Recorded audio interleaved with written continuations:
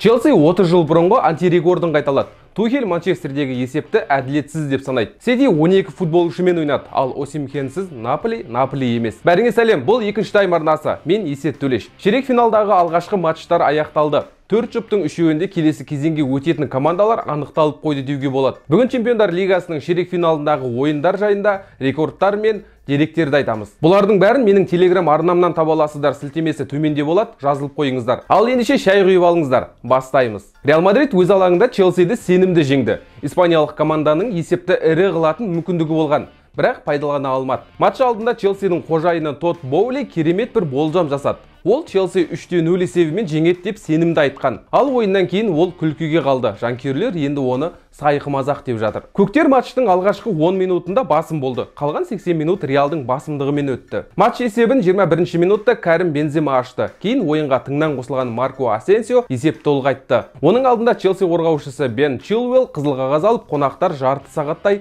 10 ойыншымен ойнаған. Бензема ағылшын клубтарының бас ауруына айналды. Ол Чемпиондар Лигасындағы соңғы 11 голын АПЛ клубтарының қақпасына салған. Оның төртеуін осы маусымдағы 3 матчта соқты. Бұл Карим Бенземаның Чемпиондар Лигасындағы 149 матчта 90-шы голы. Қазір турнир тарихындағы үздік сұрмергендер тізімінде 4-ші орында тұр. 2 гол соқса үздік 3-тікке кіреді. 2023 жылы Бенземадан көп гол соққан футболшы жоқ. Биыл Карим мен Манчестердегі Эрлинг Холландтың еншісінде 18 голдан бар. Ал Анчелотти Реалдың бас бапкері ретінде Чемпиондар Лигасында 35-ші жеңісіне қол жеткізді. Клуб тарихында одан көп жеңген бапкер жоқ. Көңілім толады, жақсы ойнадық. Алғашқы минуттарда позицияларды дұрыс таңдамадық, бірақ кейін команда ойынды бақылауында ұстады. Бұл Чемпиондар Лигасының ширек финалы. Құрамымыз бірдей болғанда да, олар 10 ойыншымен қалғанда да жақсы өнер көрсеттік. Асенсио да мақтауға тұрарлық. Анчелотти оны 71-ші минутта алаңға шығарды, ал ол 3 минуттан соң гол соқты. Марко Реал Мадрид үшін жақсы джокерге айналды. Ол Чемпиондар Лигасының матчында тыңнан қосылып, ең көп гол соққан ойыншы. Кеше осындай 9-ші голын салды. Ал Челсидің жағдайы қиын болып тұр. Көктер қатарынан 5 матч бойы жеңіске жете алмай келе жатыр. Оның үшеуінде жеңіліп, екеуінде тең түсті. Лондондық клуб 1993 жылдан бері алғаш рет қатарынан 4 матчта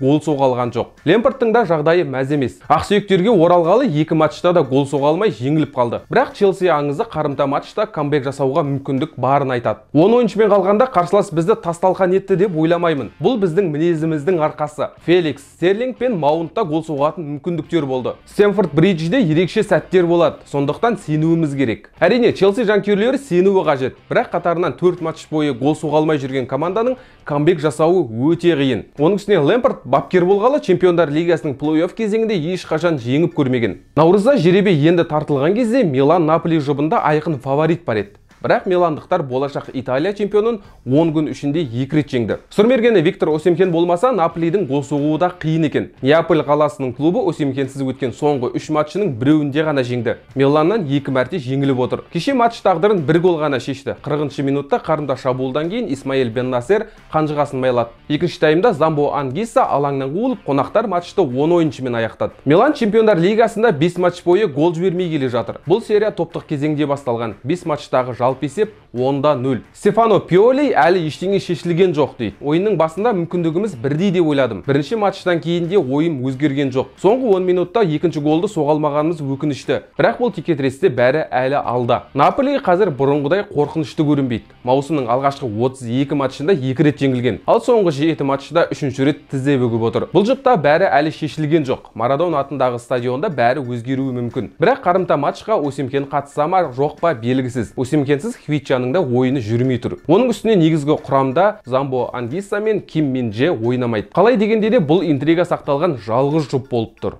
Манчестерде 2 топ команданың матчын көреміз деп ойлап едік. Анығына келгенде Этихад стадионында бір ғана топ клубты көрдік. Манчестер Сити Баварияның күл талқанын шығарды. Бұл матчта Сити 12 футболшымен ойнағандай болды. Жоқ, 12-ші ойыншы Төреш емес. Жанкүйерлерде емес, бұл Дайо Упамекано. Бавария қорғаушысы өте сәтсіз матч өткізді. Ситидің шабуылдарын тоқтатудың орнына көмектесіп жүргендей болды. Ал 27-ші минутта Родри Ситиді алға шығарды. Алыстан 9-дықты дәл көздеді. Родри өзі Чемпиондар Лигасында тек әдемі голдар соғады. Тек әдемі дейміз, себебі оның Чемпиондар Лигасындағы басқа голы жоқ. Бұл оның алғашқы голы болатын. Екінші таймда алаң иелері 6 минут ішінде 2 гол тоғытып тастады. 70-ші минутта Холландтың пасынан кейін Бернарду Силва гол соқты. Артынша норвегиялық сұрмергеннің өзі қанжығасын майлады. Асаусары өзінікін істеді. Алғаш рет Баварияны жеңді. Мюнхендік клубқа қарсы 8 матчта 6 голын соқты. Жалпы Холланд Баварияға гол соққанды жақсы көреді. Бұл Эрлингтің ең көп гол соққан командалары. Өткенде одан 5 гол жіберген Лейпциг түсінікті. Ал Бавария екінші орынға көтерілді. Холланд қазір нағыз бабында. Соңғы 5 матчында 12 гол соқты. Бұл жігітті тоқтату қиын болып тұр. Ойыннан кейін Пеп Гвардиола 10 жылға қартайып кеткенін айтты. Көңілге қанымды матч болмады. Эмоциялық тұрғыда өте ауыр. Бүгін 10 жылға қартайып кеттім. Мюнхенде не істеу керегін білемін. Дұрыс ойнамасақ, олар 1 гол, 2 кейін 3 гол соғып тастауы мүмкін. Мен мұны білемін, ойыншылар білет. Бұл тамаша нәтиже, бірақ мінезімізді танытуымыз керек. Пеп әрине сыпайылық танытып отыр. Себебі биылғы Ситиде мінез деген жетеді. Команда қатарынан 9 матч бойы жеңіске жетіп келе жатыр. Соңғы 5 матчын қараңыздаршы. Бәрінде де есеппен жеңіске жетті. 5 ойында жалпы есеп 24-те 2. Айтпақшы, Баварияға қарсы матчтан кейін Сити рекорд орнатты. Қалалықтар Чемпиондар лигасында өз алаңында қатарынан 25 матч бойы жеңілмей келе жатыр. Осы уақыт ішінде 23 рет жеңіп, 2 мәрте тең түскен. Бұл ағылшын клубтары арасында рекорд көрсеткіш. Дәл қазір Юлиан деген жұмыссыз бір неміс жігіт мәз болып қалған шығар. Нагельсман баптаған кезде Бавария осы маусымда Чемпиондар лигасындағы 8 матчта 2 гол ғана жіберген. Ал кеше Тухельдің командасы бір ойында 3 гол жіберіп алды. Жалпы Тухельді аяп кетесің. Ол команданың тізгінін 19 күн бұрын ғана ұстаған. Осы уақыт ішінде Бундеслигада көш бастағанымен Германия кубогынан ұшып үлгерді. Енді Чемпиондар лигасымен қоштасуға жақын. 4 матчының 2-інде жеңіліп қалды. Бір қызығы, бұл Томас Тухельдің осы Чемпиондар лигасындағы 2-ші матчы болатын. 2-інде де жеңіліп қалды. Ең бірінші турда Челсидің бапкері ретінде Загребтік Динамоға жол берген еді. Ситиден жеңілгеннен кейін Тухель бұл нәтижемен келіспейтінін айтты. Нәтижемен келіспеймін. Біз мықты болған сәттерде бізді жазалап кетті. 0-2 есебіне дейін жақсы ойнадық. Нәтиже туралы айтқым келмейді. 70-ші минутқа дейін жақсы ойын көрдім. 1 гол соғуға лайық болдық. Оның орнына қажет емес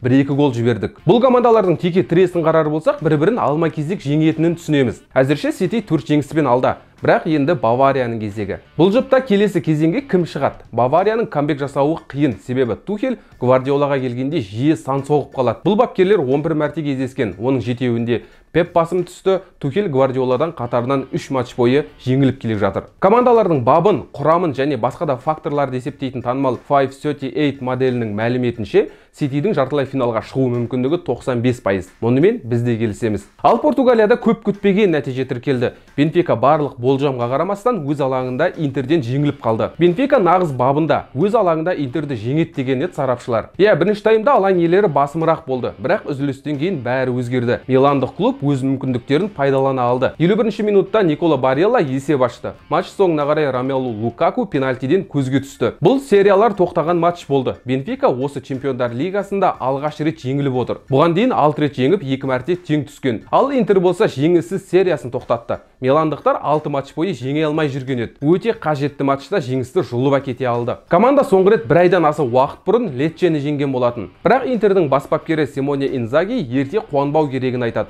Ойынның 2 кезеңінде де жақсы жұмыс істеп, Бенфикаға көп нәрсе жасатпадық. Жігіттер тамаша ойнады, бірақ қарымта матчқа немқұрайлы қарауға болмайды. Лукаку Интерде пенальти шебері болып алған. Соңғы 3 голында пенальтиден соқты. 11 метрлік соққы алдында ешкімді тыңдамаймын, тіпті әріптестерімді де, дейді Лукаку.